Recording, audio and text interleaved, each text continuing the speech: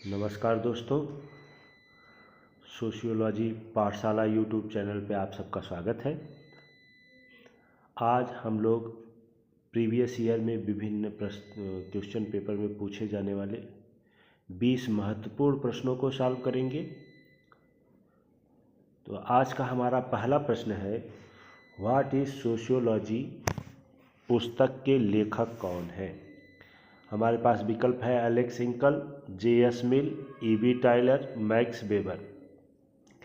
तो आप लोगों को बता दें, व्हाट इज़ सोशियोलॉजी पुस्तक जो है 1964 ईस्वी में एक अमेरिकी विद्वान थे एलेक्स हिंकल, इन्होंने अमेरिकी समाज का अध्ययन करके लिखा हुआ है। तो इस प्रकार से ए विकल्प क्या हो जाता है, सही हो जाता है इसमें। दूसरा प्रश्न है, read the passage. Read the passage English में भी लिखा हुआ है, क्या है।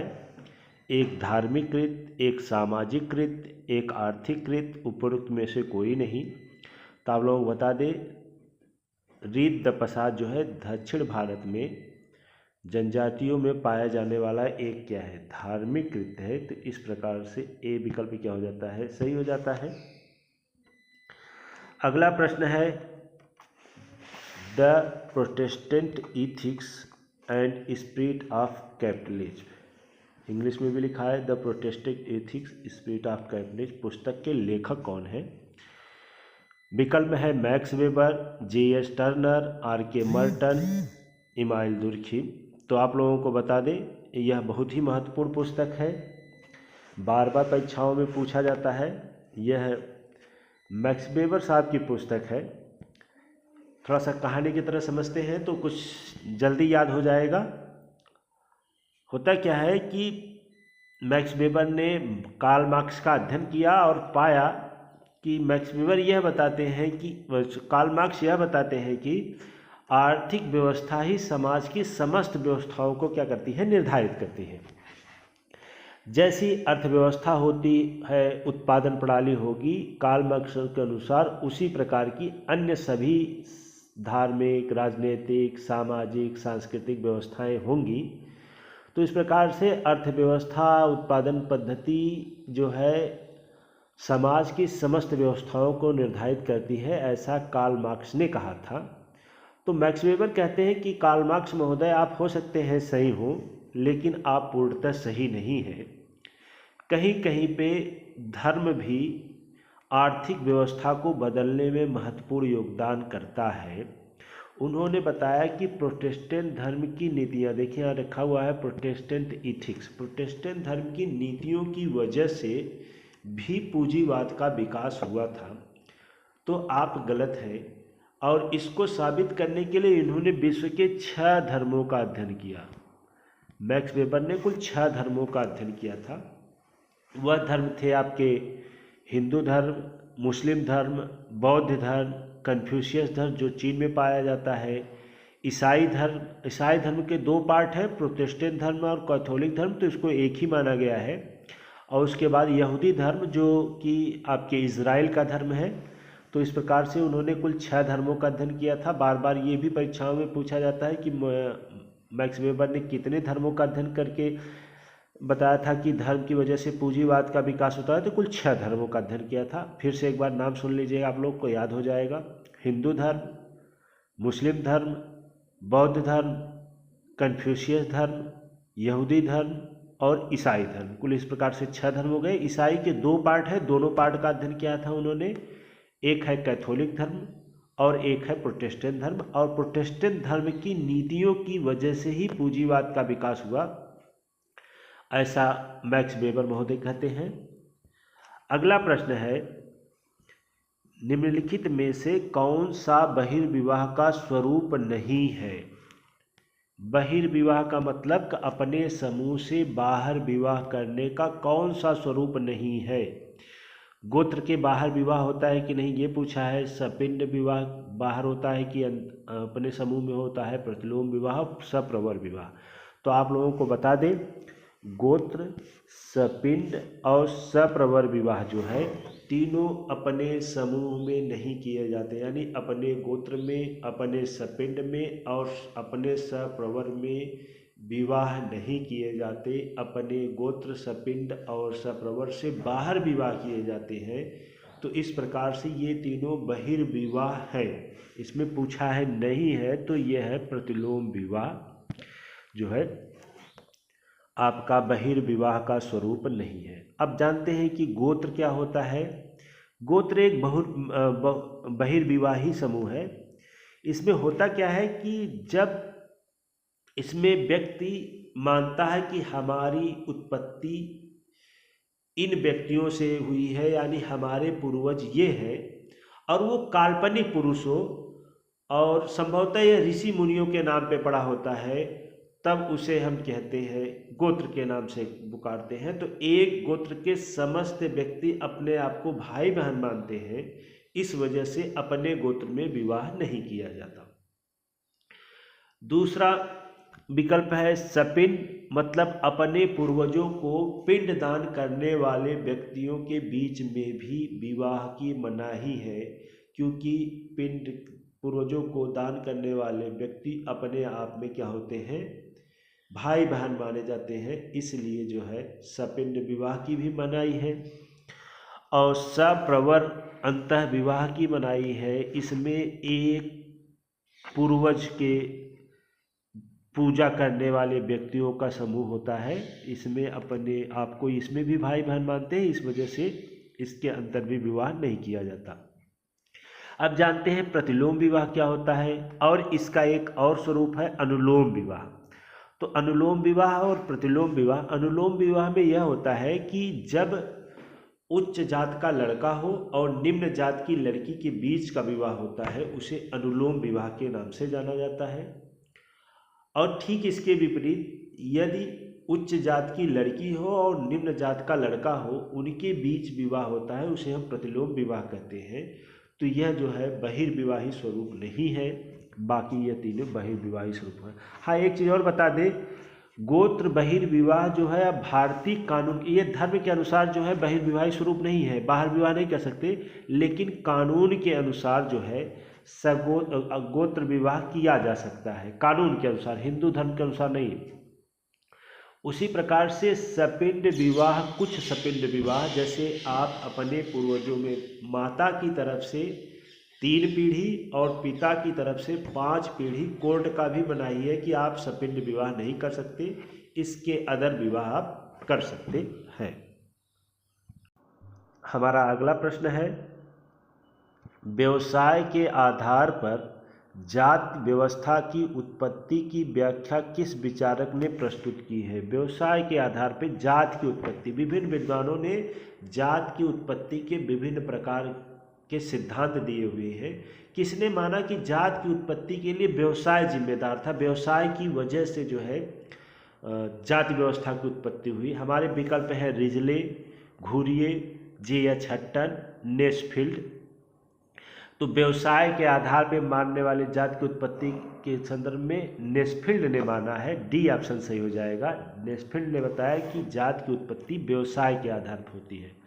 और भी देखते हैं, रिजले ने बताया कि जाति की उत्पत्ति प्रजातियों के आधार पर, प्रजातियां जैसे जैसे विभाजित होती गई वैसे वैसे क्या हुआ, जाति का विभाजन बढ़ता गया और जातिगत रूप में जाति व्यवस्था की उत्पत्ति हुई। अब हम घुरिये की बात करें तो घुरिये महोदय ने, वोकाट और सेनाट 2 विद्वान थे जो धार्मिक सिद्धांत देते हैं कि धर्म की वजह से जाति व्यवस्था की उत्पत्ति हुई, उनका समर्थन करते हैं।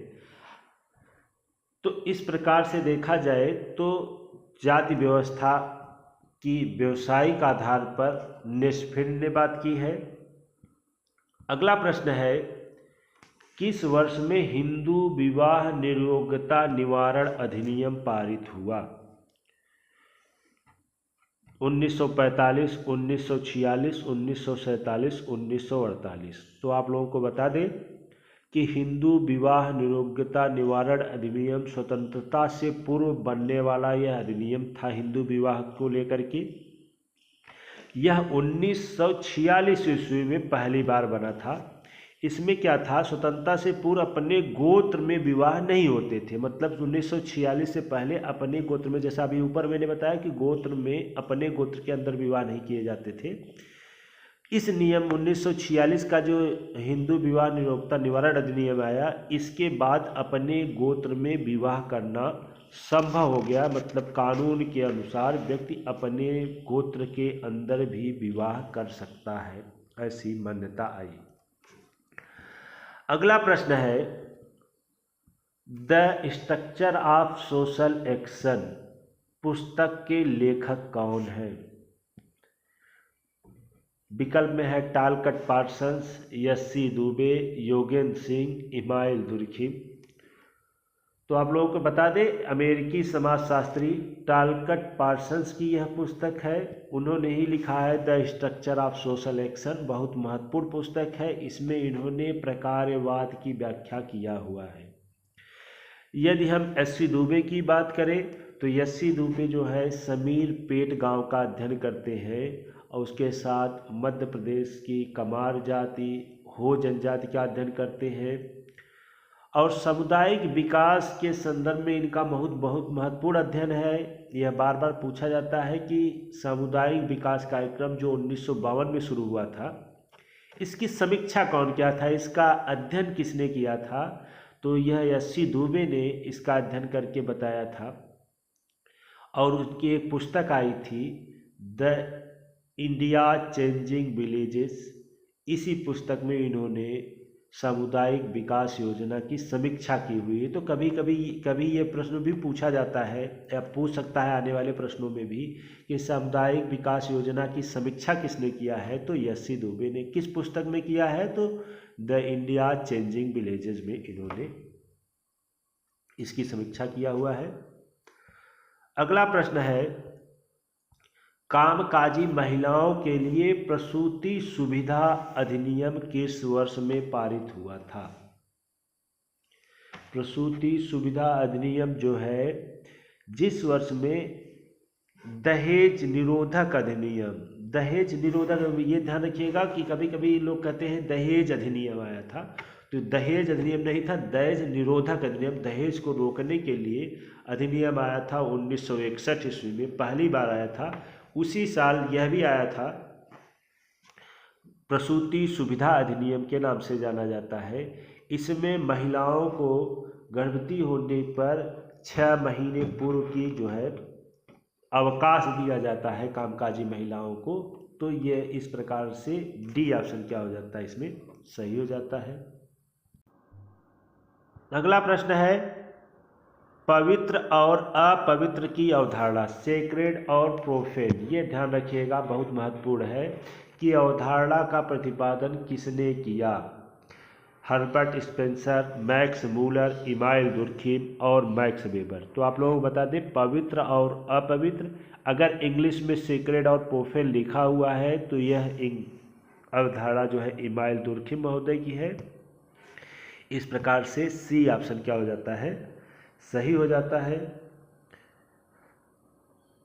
अगर हम लोग स्पेंसर महोदय की बात करें तो स्पेंसर महोदय ने समाज का सावयवी सिद्धांत दिया था और इन्होंने ही पहली पुस्तक, समाजशास्त्र की पहली पुस्तक मानी जाती है, फर्स्ट प्रिंसिपल ऑफ सोशियोलॉजी, पहली पुस्तक के लेखक माने जाते हैं।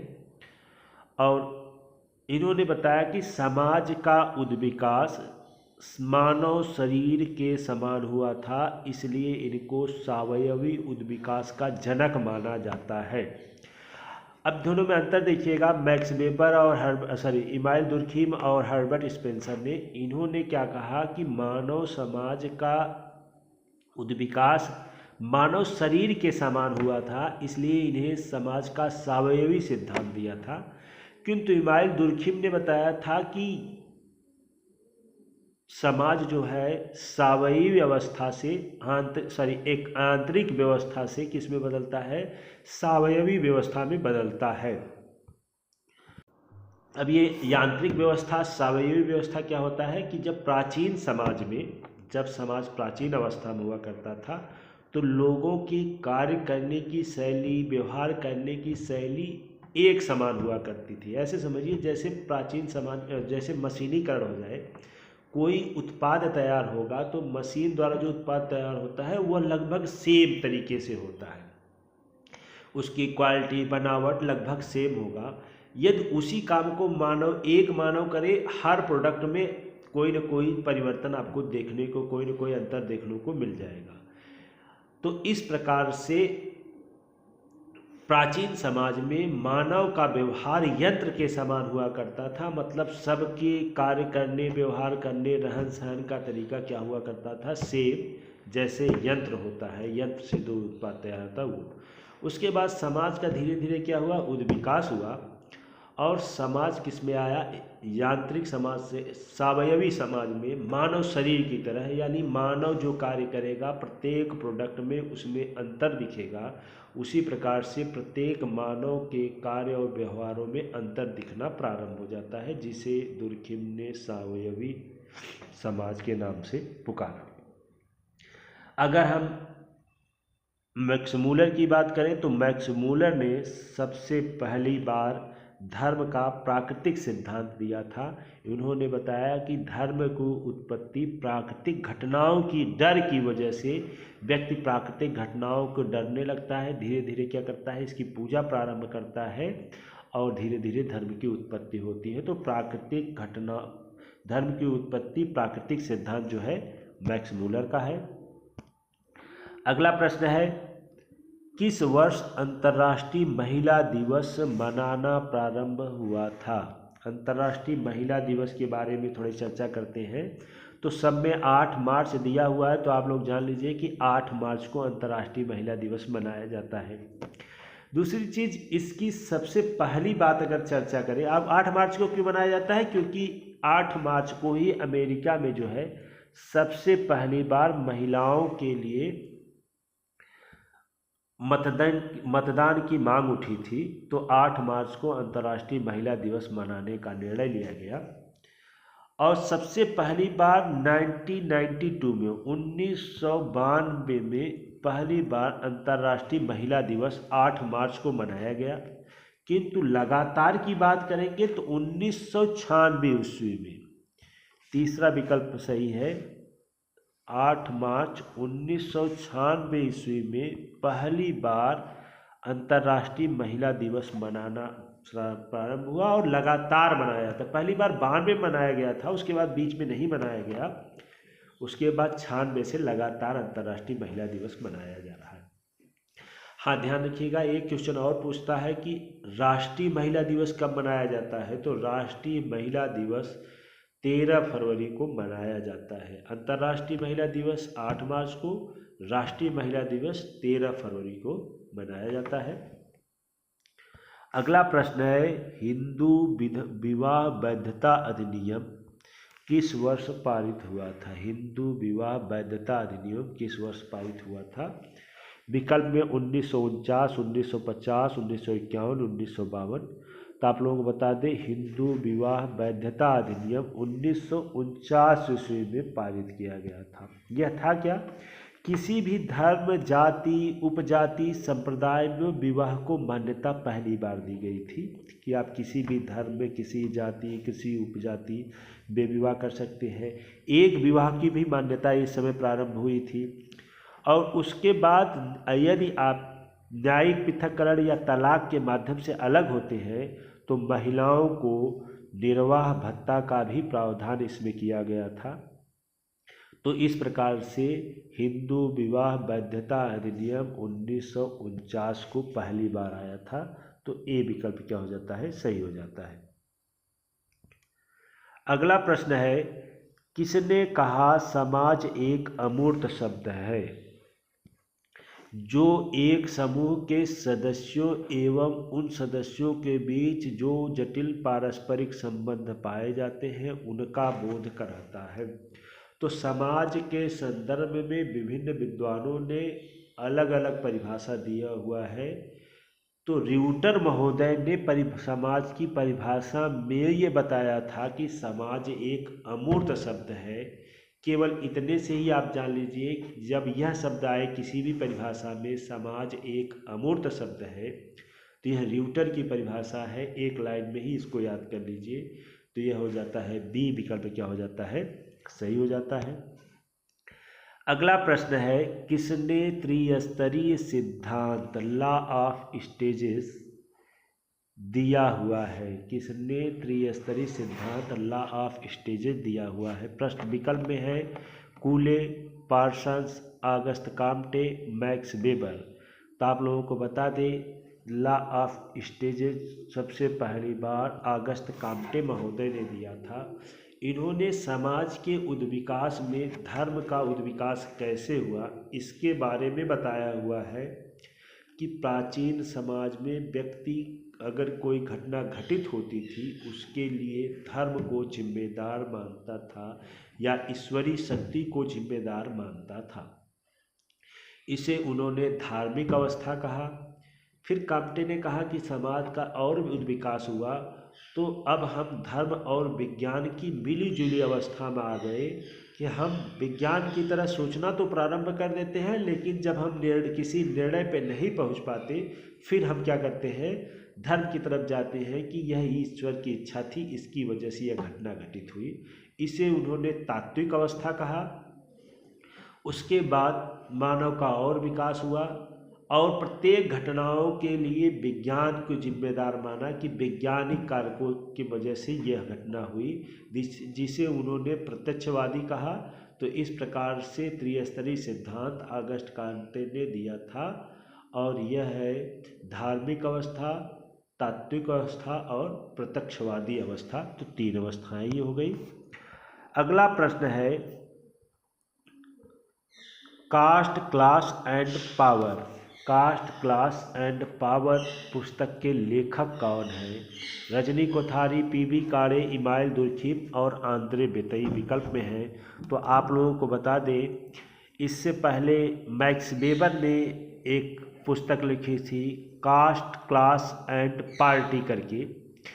उन्हीं की पूरी तरीके से नकल करके इन्होंने भारतीय समाज का अध्ययन किया था। कास्ट, क्लास और पावर नाम की पुस्तक लिखी थी। तो ये इस प्रकार से डी विकल्प सही हो जाएगा। कास्ट, क्लास एंड पावर पुस्तक जो है आंद्रे बेतई की है। अगर इसी जगह पे कास्ट, क्लास एंड पार्टी होता तो यह मैक्स वेबर की पुस्तक होती। और इससे मिलती जुलती पुस्तक है कास्ट, क्लास एंड एक्यूपेशन की बात आए तो यह जीएस घुरिये की पुस्तक है। और एक पुस्तक और है कास्ट, क्लास एंड डेमोग्राफी की बात हो तो यह अंबेडकर साहब की पुस्तक है। तो इस प्रकार से इसमें हमारा डी विकल्प सही हो जाता है। अगला प्रश्न है